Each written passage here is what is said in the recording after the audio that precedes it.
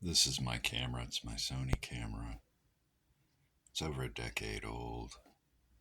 The 8 hour, 8 hour, 6 hour, the 6 hour battery uh, only lasts for um, an hour and 20 minutes.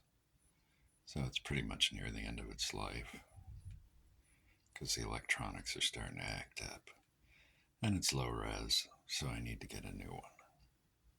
I was kind of hoping it would last a little bit better through this season. This season's shooting is almost over, but uh, it's starting to really go. So I'm gonna look out for some new cameras. We have I use this as a dash cam. I duct tape it to my um, dash, and I have another dash cam, but it's also low res that I might use for something else.